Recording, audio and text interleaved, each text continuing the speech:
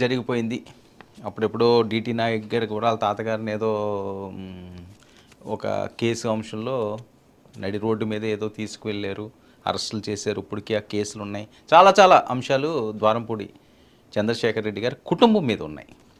So ఆ తర్వాత నేపథ్యంలో ముత్త గోపాలకృష్ణ గారు ఆయన ద్వారా మళ్ళీ రాజకీయాల్లోకి వీళ్ళు రావడం, నిలదొక్కుకోవడం, ఈయన ఎమ్మెల్యేగా విజయం సాధించడం, వైఎస్ఆర్సీపీకి దగ్గరగా ఉండడం. అంటే ఈయన సామ్రాజ్యం ఏదైతే ఈయన వ్యాపార సామ్రాజ్యం ఉందో దాన్ని విస్తృతంగా విస్తరించారు. ఆ విస్తరించడం కూడా మామూలుగా కాదు, సామాన్యంగా కాదు, కోట్లాది రూపాయలు, వేల కోట్ల రూపాయలకి విస్తరించారు అన్నది ప్రచారంలో ఉన్న అంశం. వాస్తవం కూడా అదే ఉండొచ్చు కాదు, ఎందుకంటే వాళ్ళ బిజినెస్ అంతా కూడా విదేశాలకి ఎక్స్పోర్ట్లు ఇలాంటి అంశం మీద ఉంటుంది. అయితే కాకినాడలో జరిగిన ఒక ఘటన నేపథ్యంలో జనసేన శ్రేణులు ఆయన్ని దగ్గరికి వెళ్ళి గొడవ చేయడం, ఏదో యాజిటేషన్ చేస్తే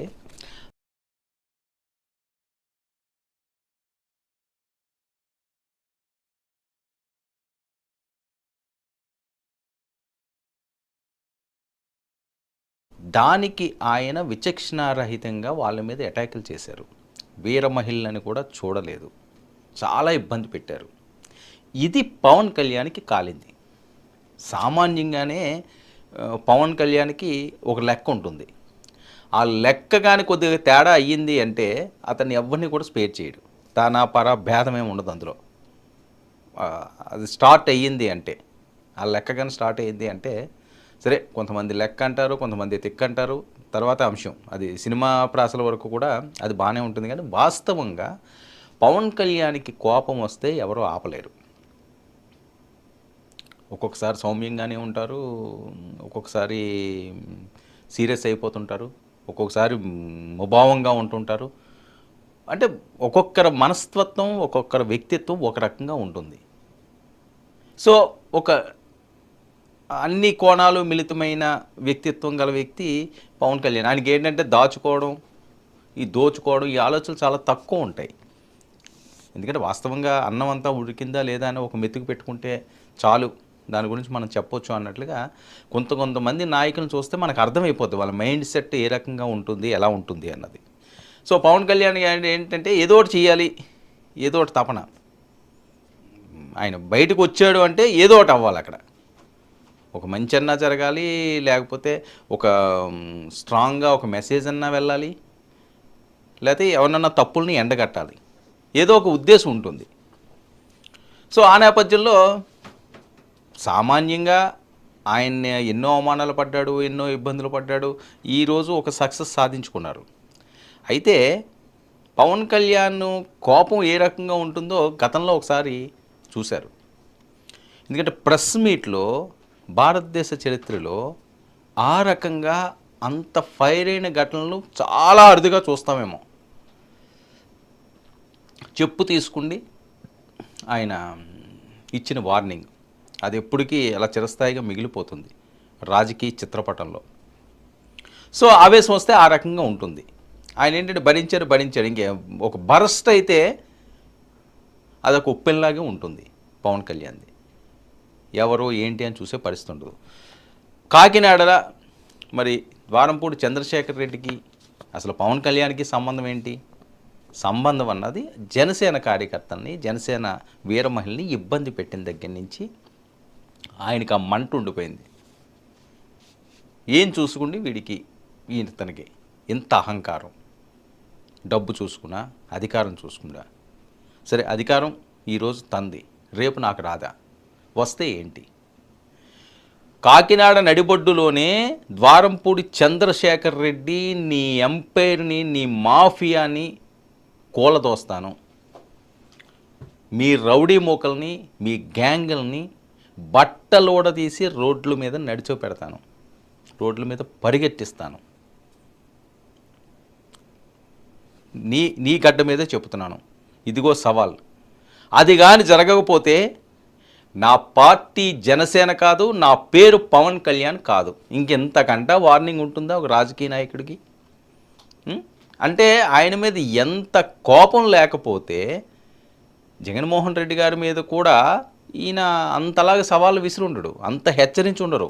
ఓకే, కొన్ని ఏ జగన్ అని ఏదో మాట్లాడారు, ఆయన ఏదో ఆయన దత్తపుత్రుడు ఆయన మాట్లాడేవారు, ఓకే అవి కూడా తప్పే, సరే అదేదో సాగింది వాళ్ళిద్దరి మధ్యన. కానీ ఈ రకంగా నా పార్టీ జనసేన కాదు, నా పేరు పవన్ కళ్యాణ్ కాదు అని నొక్కి వక్కాడించి ఈయన చేసిన హెచ్చరిక అప్పట్లో ఒక సంచలనాలు రేపింది. సో కాలం మారింది, అధికారం మారింది, పవన్ కళ్యాణ్ అనుకున్నది అనుకున్నట్లుగా సక్సెస్ వచ్చింది. ఇక ఆగుతారా? ఎవరైతే తప్పులు చేశారో వాళ్ళని ఎక్కడున్నా కలుగుల్లో దాక్కున్నా బయటికి లాగి లోపల తోస్తాం అన్నది వీళ్ళ స్లోగనం. ఆ విధంగానే ద్వారంపూడి చంద్రశేఖర్ గారికి రోజుకొక ఉచ్చు బిగుస్తుంది.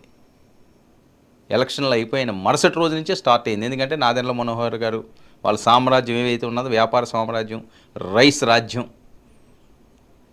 ఆయన ఎంపైర్ అంతా అదే కదా, అవి రొయ్యల చెరువులు, ప్రాన్స్ కల్చర్ సంబంధించి. సో ముందు రైస్ మీద వేశారు దెబ్బ, మామూలు దెబ్బ కాదు, టన్నులు రైసు. మరి అదంతా కూడా అయిందే అని నాదెండ్ల గారు డైరెక్ట్గానే చెప్తున్నారు, వాళ్ళ కుటుంబ సభ్యులకు సంబంధించిందని. అన్యాయంగా దేశ ప్రతిష్టనే నాశనం చేసే విధంగా వీళ్ళ చర్యలు ఉన్నాయి అన్నది ప్రధానంగా వీళ్ళు మాట్లాడుతున్న అంశం. ఇది చాలా కీలకం. విదేశాలకి ఎక్స్పోర్ట్ చేస్తున్న రైసు పేదలదని అంటే చాలా పెద్ద కేసు, ఇది చాలా సీరియస్గా తీసుకోవాల్సింది. అది ఎవరు చేశారా ఏంటి అన్నది అవన్నీ తర్వాత తెలుస్తాయి. అయితే నాదెండ్ల గారు ఇలా ఛార్జ్ తీసుకోగానే మొదటి అటాక్ ఈయన మీదే. అంటే ఒక సవాల్ చేశారు అంటే మరి నిలబెట్టుకోవాలి కదా. నిలబెట్టుకోవాలి అంటే కక్షపూరితంగా చేస్తే అది వేరే రకంగా వెళ్తుంది. కానీ ఇది కక్షపూరితం కాదు, విత్ ఎవిడెన్స్తో వీళ్ళు ముందుకు వెళ్తున్నారు. పూర్తి ఆధారాలతో, పక్కా సమాచారంతో ఆయనకి బిగిస్తున్నారు. ఒకసారి చూద్దాం మరి ఇవి ఏంటి ఇందులో ఉన్న లీలలో. 18,000 టన్నుల రేషన్ బియ్యం స్వాధీనమట. 18,000 టన్నులు. ఒకసారి ఊహించండి. కాకినాడ పరిసర ప్రాంతాల్లో రెవెన్యూ, పౌర సరఫరాల శాఖ బృందాలు పలు గోదాముల్లో తనిఖీలు చేస్తే ఇది బయటకు వచ్చింది. 2 గోదాముల్లోనే, ఏదో కాకినాడ సిటీలో ఉన్న గోదాములు అన్నీ కాదు, 2 గోదాముల్లోని 52.39 కోట్ల విలువైన 18.526 టన్నుల రేషన్ బియ్యాన్ని స్వాధీనం చేసుకున్నారు. 52 కోట్లండి పేదల బియ్యం. 52 కోట్లంటే ఎన్ని లక్షల మందికి బియ్యం చేరాలి? అంటే ఎప్పుడు నుంచి సాగుతున్నది ఈ తంతు? లోటస్ మెరైన్ లాజిస్టిక్స్లో 25.18 కోట్ల విలువైన 8.280 టన్నుల రైసు. కాంక్వేర్ గోదాములో 28.21 కోట్ల విలువైన 9,246 టన్నుల బియ్యం స్వాధీనం. ఇది ఈ రెండుకి సంబంధించి. మరి ఇది ద్వారంపూడి గారి కుటుంబాంది. ఇది పౌర సరఫరాల శాఖ నిర్ధారణ చేసింది. అయితే గత 2 రోజుల వరకు స్వాధీనం చేసుకున్నది 43.43 కోట్ల విలువైన 15,396 టన్నుల రేషన్ బియ్యం. ఈ సరుకు అదనంగా గుర్తింపు, పాతదాని కాకుండా, రీసెంట్గా కాకుండా మళ్ళీ దీనికి అదనంగా ఇంకో 15,396 టన్నులు, అదొక 44 కోట్లు సుమారు. అయితే గోదాముల్లో ఇంకా నిరంతరంగా కొనసాగుతున్నాయి దాడులేమి, ఇక్కడతో ఆపలేదు వీళ్ళు, ఇంకా కొనసాగుతూనే ఉన్నాయి. మరి ఇంకా ఎంత చిట్ట వస్తుందో. దీంతో మనం ముందుగానే అనుకున్నట్లుగా మాజీ ఎమ్మెల్యే గారికి ఉచ్చి అయితే చాలా గట్టిగానే బిగుస్తుంది. ఇప్పటికే 35,000 టన్నుల రేషన్ బియ్యం సీజ్ చేశారు. 35,000 టన్నులు, 1-2 కాదు, 35,000 టన్నులు అంటే అసలు ఊహకు అందట్లేదు అది. మరి ఎక్కడి నుంచి ఈ 2 గోడౌన్లో దాచారో విదేశాలకి వెళ్తున్నాయి. నేను అది కూడా క్లియర్గా విత్ ఆడియో కూడా మీకు ఇస్తాను, నేను చూపిస్తాను. అది ఎవరు ఏంటి అన్నది. అయితే ద్వారంపూడికి చెందిన 8 గొడవలను ఇప్పటికే సీజ్ చేయడం జరిగింది. ఇంకా కొనసాగుతున్నాయట దాడులు. అంటే అలా తవ్వే కొలది ఇది ఒక భూగర్భంలో ఉంది. ఇది ఎక్కడికో వెళ్తున్నది ఈ స్వరంగం, ఇక్కడితో ఆగట్లేదు. 1 అయ్యింది, 2 అయ్యింది, ఇప్పటికి 8కి వచ్చింది. ఇంకా చాలా ఉన్నాయట. ఇక్కడే 52,000 టన్నులు అంటే ఇంకా ఇలాంటివి కొన్ని వేల టన్నులు, 100 టన్నులు షిప్పుల్లో తరలిపోతున్నాయి. అంటే ఎన్ని సంవత్సరాల నుంచి జరుగుతుంది ఇది? ఒక వారం రోజుల్లోనే, నాకు తెలిసి సోమవారం నుంచి 5 రోజులు, 5 రోజుల్లోనే ఒక్క కాకినాడ ప్రాంతంలోనే ఇంత సరుకును పట్టుకున్నారు అంటే వీళ్ళు, ఇంత రైస్ను సీజ్ చేశారు అంటే 2 గోడౌన్లో. అసలు వీళ్ళు రైస్ సామ్రాజ్యం ఏ రకంగా ఉంది, అసలు దీని మూలాలు ఏంటి, ఎన్ని సంవత్సరాల నుంచి ఎన్ని కోట్లు, అసలు కోట్లు అన్నది లెక్క కట్టగలరా?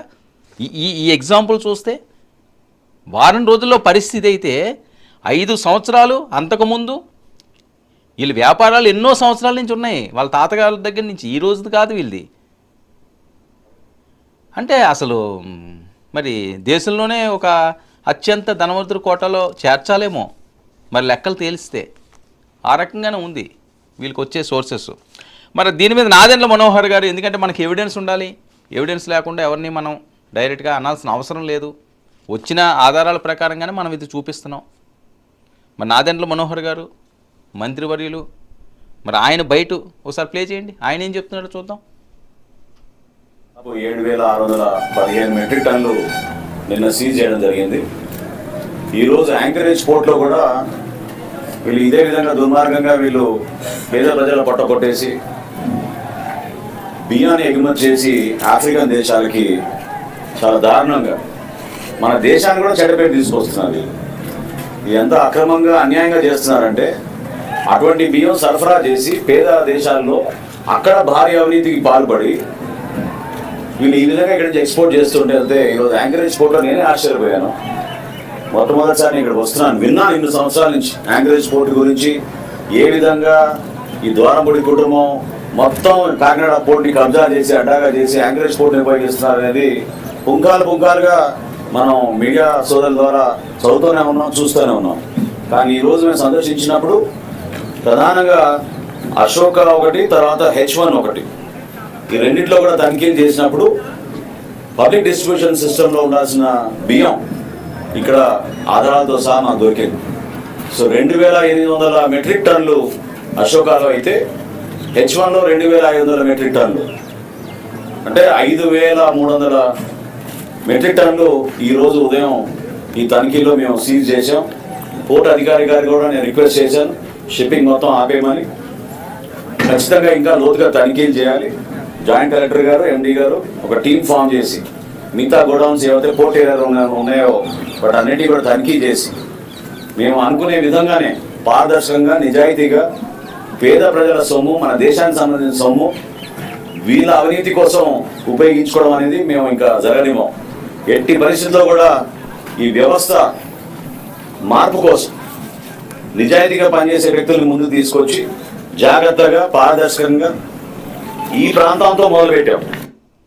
ఇది నాదెండ్ల మనోహర్ గారు, మంత్రి గారు, ఆయన చిట్ట విప్పిన నేపథ్యం. కాకినాడ పోర్టునే వాళ్ళు కబ్జా చేసుకుని నడిపిస్తున్నారట. అది చిన్న విషయం కాదు. కబ్జాలు చేసుకోవడం ఇప్పటివరకు ఏదో భూములను కబ్జాలు చేశారంటారు, ఇల్లుని కబ్జా చేశారనుకుంటారు, వేరేవి ఇంకా అలాంటి వాటిలో ఆ కోవకు చెందుతుంది. ఒక పోర్టు కబ్జా చేసేసారట, ఒక పోర్టు ఆధీనంలోకి తీసుకున్నారట.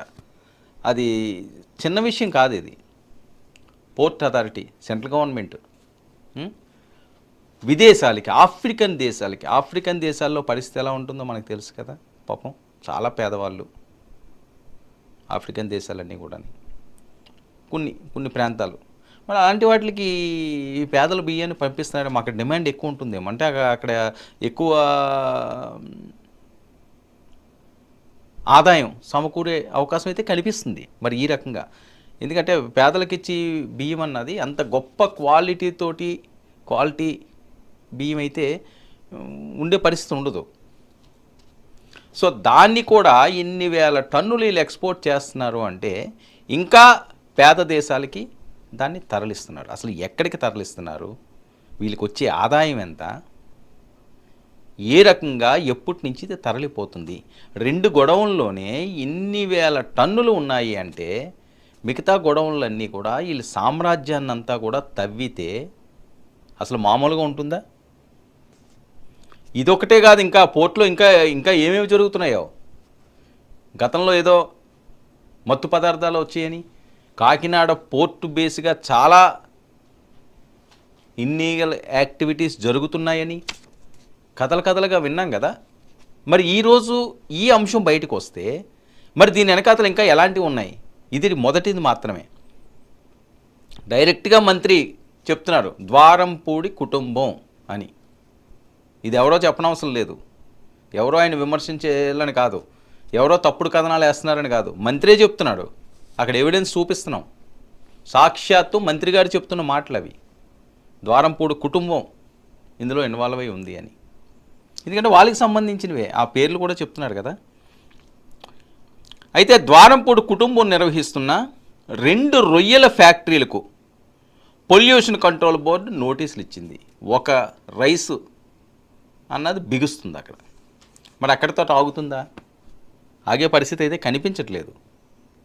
జనసేన చాలా సీరియస్గా తీసుకున్నట్టున్నారు దీన్ని. మరి ఉప ముఖ్యమంత్రి గారు అయితే క్షమించే పరిస్థితే లేదన్నట్టున్నారు. ఎందుకంటే కాకినాడ బేస్ చేసుకున్నారు ఆయన. పిఠాపురంలో సొంతంగా ఇల్లు నిర్మించుకుంటున్నారు. ఆ పార్లమెంట్ నియోజకవర్గ పరిధిలోనే ఆయన ఎమ్మెల్యేగా ఉన్నారు. అక్కడ ఎంపీగా వాళ్ళ అభ్యర్థి ఉన్నారు. కాకినాడ రూరల్ జనసేన, కాకినాడ అర్బన్ పొత్తులో భాగంగా టీడీపీ. అంటే ఆ సామ్రాజ్యం అంతా కూడా ఇప్పుడు వీళ్ళ అధీనంలో ఉంది. ఆయన ఏదైతే సామ్రాజ్యం అనుకున్నాడో, ఆయన ఏదైతే ఒక ఎంపైర్ అనుకున్నారో అది ఇప్పుడు వాళ్ళది కాదు. అందులో మొత్తం వీళ్ళే ఉన్నారు. జనసేన, టీడీపీ, ఎక్కువ జనసేన. ఎందుకంటే కాకినాడ ఎంపీ, కాకినాడ రూరల్ 2 వాళ్ళే, పక్కన ఉన్న పిఠాపురం వాళ్ళదే. ఆయన ఉప ముఖ్యమంత్రి.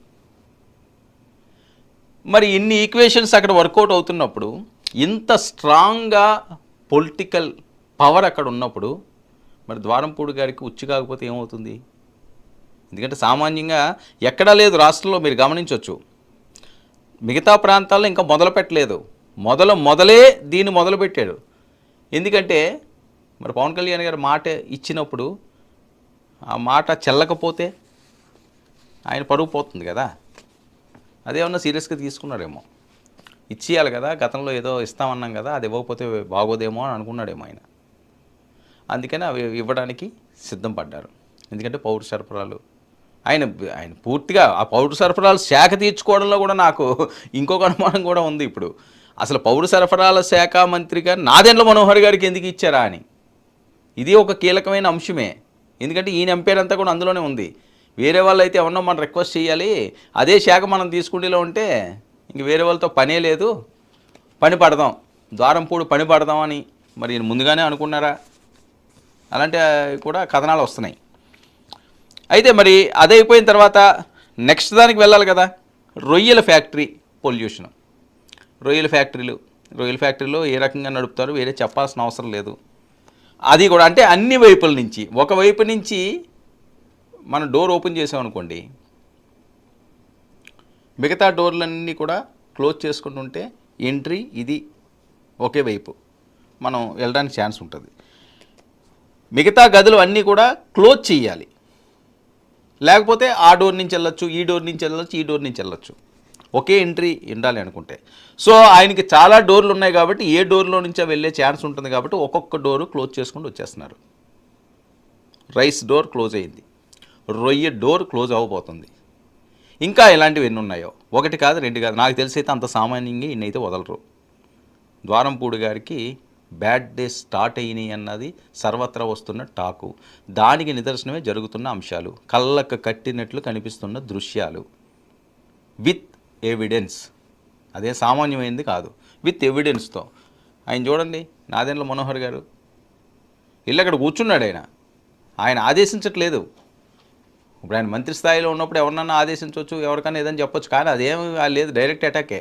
ఆయనే వెళ్ళిపోతున్నాడు ఆ గొడవల దగ్గరికి. అంటే అంత కసిగా ఉన్నారు, అంత కసిగా ఉన్నారు, అంత కసిగా ఉన్నారు. మొత్తం అంతా దాని సంగతి తేల్చాలి అన్నట్లుగా. అయితే ఇచ్చిన నోటీసులు కూడా 15 రోజుల్లో వివరణ ఇవ్వాలి అన్నది. మరి అధికారులు వాళ్ళ ఫార్మాలిటీస్ వాళ్ళు ఉంటాయి కాబట్టి ఓ 15 రోజుల్లో దానికి వివరణ ఇవ్వండి అన్నారు. మరి ఏం వివరణ ఇస్తారు? వివరణ ఇస్తే మాత్రం వివరణ సజీవంగా ఉండే అవకాశం ఉంటుందా? ఆయన మొత్తం చుట్టేస్తుంటేని ఎక్కడెక్కడ ఏమేమి ఉన్నాయన్నది మొత్తం ఆయన కూకటి వెల్లుతో పెకిలించే ప్రణాళిక సిద్ధమైనట్లుగా స్పష్టంగా కనిపిస్తుంది. అయితే సీజ్ చేసిన రేషన్ బియ్యం ఇప్పటి వరకు కూడా 2 గొడవలకు సంబంధించి వీళ్ళు వేసిన అంచనా ఏంటంటే 100 కోట్లు. 2 గొడవల్లో 3 రోజుల తనిఖీల్లో 100 కోట్లు విలువైన బియ్యం బయటపడిందట. 100 కోట్లు అంటే అది అసలు ఊహించగలమా? 2-3 రోజుల్లో ఇంకా మొదలు పెట్టారు అంతే. సో మొత్తం అంతా చుట్టితే ఇన్ని వేల కోట్లు.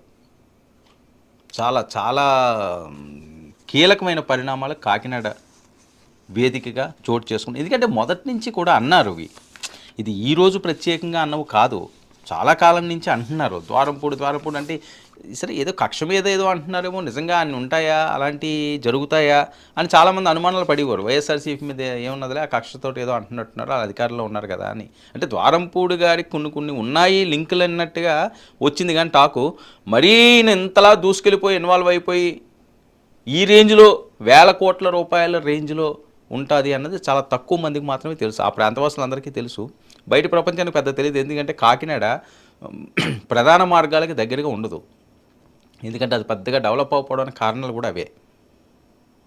ప్రభుత్వ కార్యాలన్నీ కూడా అక్కడే ఉంటుంది, కలెక్టరేట్ అక్కడే ఉంటుంది, జిల్లా హెడ్ క్వార్టర్ అదే అయినప్పటికీ కూడా కాకినాడ అని, భీమవరం అని ఇవన్నీ ఏంటంటే బాగా లోపలికి వెళ్ళాలి. సో ఆ కనెక్టివిటీ తక్కువ. ఇప్పుడు ఏదో కత్తిపూడి నుంచి ఒక పెద్ద హైవే వేశారు కాబట్టి ఇప్పుడు ఈజీ అవుతుంది. ఏదైనా సరే లోపలికి వెళ్ళాలి అంటే నేషనల్ హైవే పక్కనున్న ప్రాంతాలు వేరు, అవి చాలా ఫాస్ట్గా డెవలప్ అవుతాయి పెద్ద ఎత్తున. కాకినాడ విశాఖపట్నంలో అవ్వకపోవడానికి ఏంటంటే అదొక కార్నర్లో ఉండడం ఒకటి, పోర్టు కూడా అక్కడ ఉంది. సేమ్ విశాఖపట్నంలో ఉన్నట్టే దానికి కూడా పోర్ట్ ఉంది, మంచి ప్రాంతమే. కానీ అక్కడ యాక్టివిటీస్ అంత ఎక్కువ కాదు. ఎందుకంటే బికాజ్ ఆఫ్ ఒక లోపలికి ఉండడం, అది కొద్దిగా డిస్టర్బెన్స్. అది ఏ ప్రాంతానికన్నా సరే అంత పెద్దగా డెవలప్ అవ్వడానికి కొన్ని కారణాలు కూడా ఇవి ఉంటాయి. ఏదైనా నేషనల్ హైవేకి కానీ లేకపోతే ఎయిర్పోర్ట్లకు కానీ ఆ కనెక్టివిటీకి అతి చేరువలో ఉన్న ప్రాంతాలు ఏమైనా చాలా ఫాస్ట్గా డెవలప్ అవుతాయి. సో కాకినాడ ఏంటంటే ఒక దీవిలో ఉంటుంది, ప్రశాంతంగా ఉంటుంది, పెద్దగా కల్లోలాలు ఏవి కష్టలు ఈ టైపు కాదు. సో అక్కడ ఏం చేసినా సరే సైలెంట్గా కూల్గా చేసుకుని వెళ్ళిపోవచ్చు, అంత దృష్టి ఉండదు. మిగతా వాళ్ళు పెద్దగా దాని మీద ఫోకస్ ఉండదు. ఎందుకంటే ముఖ్యంగానే తూర్పుగోదావరి జిల్లాలు అంటే ప్రశాంతతకు మారుపేరు, పచ్చని ప్రకృతి. కాకినాడ అన్నది ఒక బీచ్ ప్రాంతం, రిటైర్డ్ ఎంప్లాయీస్ అందరిది కూడా హ్యాపీగా అక్కడే రిటైర్ అయిపోయిన తర్వాత ప్రశాంత జీవితాన్ని గడుపుతూ అనుకుంటారు. సో అలాంటి ఒక దీవిలాంటి ప్రాంతం అది. సో ఆ ప్రాంతంలో జరుగుతున్న తంతు మామూలు తంతు కాదు, ఇది 1000 కోట్ల రూపాయల కుంభకోణాలు, అక్రమాలు. అదిగో అశోక ఇంటర్నేషనల్ అని వేబిల్స్ ఇవన్నీ కూడా చూపించేస్తున్నారు. ఎందుకంటే ఇప్పుడు ఏదైనా నీటిలోకి దిగినంత వరకు చలి ఉంటుంది అంటారు, ఎంత శీతాకాలంలో అని. ఒకసారి దిగిన తర్వాత ఇంకేం ఉండదు. అలాగే సముద్రంలోకి దూకనంతసేపే, దూకిన తర్వాత నువ్వు బయటకు వస్తావా లోపల సస్తావా అన్నట్టుగానే ఉంటుంది. దిగకూడదు ఇందులో కన్నా, దిగిన తర్వాత దాని అంతు చూసేయాలి. సక్సెస్ అంటే అదే. అంతేగాని నేను దిగాను అమ్మ నాకు నొప్పి వస్తున్నదో లేకపోతే నాకు భయం వేస్తున్నదని వెనక్కి వస్తేవంటే నీ టార్గెట్ నువ్వు రీచ్ అవ్వలేదు. జనసేన అలాంటి పరిస్థితి కాదు. వాళ్ళు పట్టారు అంటే కొడతారు ఖచ్చితంగా, వాళ్ళు విని కొట్టాల్సిందే. ఎందుకంటే 10 సంవత్సరాలు వెయిట్ చేశారు, ఒకే ఒక దెబ్బ ఉడుం పట్టినట్టు పట్టారు. పొలిటికల్గా ఎవరికి సాధ్యం కాదు భారతదేశంలో. 21కి 21, 2కి 2, 100% స్ట్రైక్ రేట్తో ఈసారి జరిగిన ఎన్నికల్లో మొదటి స్థానం man of the match, man of the series Janasena Pawan కళ్యాణ్ది. సో వాళ్ళ దెబ్బ అలా ఉంటుంది, ఊహించరు. ఎందుకంటే మన క్రికెట్ మ్యాచ్లు వరల్డ్ కప్లు అవి చూస్తుంటాం, పెద్ద పెద్ద జట్లు ఉంటుంటాయి. Australia, West Indies, England, South Africa, India, Pakistan ఇలా అనుకుంటాం. కానీ కెనడా, జింబాంబే ఇలాంటి జట్లు వచ్చి వరల్డ్ కప్ను కొట్టుకెళ్ళిపోయినాయి అనుకోండి, వాళ్ళ దెబ్బ తెలియదు. వాళ్ళంత భారీ ఎక్స్పెక్టేషన్లతో దిగేరు అంటే కసి ఉంటుంది వాళ్ళలోని. దేన్నైనా మనం కొట్టగలవరా అని కాన్ఫిడెన్స్ ఉంటుంది. అలాగే విజయం సాధించడం అన్నది అది చిరస్థాయిగా నిలిచిపోతుంటుంది. ఇప్పుడు వరల్డ్ కప్ ఆస్ట్రేలియా కొట్టిందా, ఇండియా కొట్టిందా ఇలాంటివి కొట్టామనుకోండి, అది రెండోసారి కొట్టారు, మూడోసారి కొట్టారు అనుకుంటారు. కానీ ఎవడో కొట్టనోడు ఒక్కసారి దాన్ని కొట్టాడు అంటే ఆ లెక్క వేరుగా ఉంటుంది, ఆ మజా వేరుగా ఉంటుంది, ఆ కిక్ వేరుగా ఉంటుంది. సో అలాంటిదే ఇప్పుడు జనసేన చేసేది. ఈ కిక్ వేరు. టీడీపీ, వైఎస్ఆర్సీపీ, టీడీపీ, కాంగ్రెస్ వీళ్ళు కొట్టుకోవడం, వీళ్ళు కేసులు పెట్టుకోవడం, వీళ్ళు అడవడి చేయడం అది అయిపోయింది. చూసి విసుగు చెందారు. జనసేన అడుగులు ఇప్పుడు ఇంట్రెస్టింగ్గా మారుతున్నాయి ఆంధ్రప్రదేశ్ రాజకీయాల్లో. జనసేన అడుగులు ఎలాగేస్తుంది, వీళ్ళు పాలన ఎలా చేస్తారు, వీళ్ళు మంత్రివర్గంలో ఏమేమి మార్పులు తీసుకొస్తుంటారు, వీళ్ళు ఎలాగ పాలన సాగించగలరు అన్నది చాలా ఎక్కువగా ఫోకస్ పెడుతున్నది జనసేన పార్టీ. అందులో పవన్ కళ్యాణ్ ఆయన వ్యూహాలు ఎలా ఉండబోతున్నాయి అన్నది. ఆయన ఒక నిత్య విద్యార్థిలాగా తయారయ్యాడు ఇప్పుడు పవన్ కళ్యాణ్ గారు. ఎందుకంటే స్కూల్కి వెళ్ళి విద్యార్థులు బుద్ధిగా ఎలా వెళ్ళిపోయి శుభ్రంగా బుక్స్ తీసుకుంటే ఈరోజు ఏం పీరియడ్ ఏం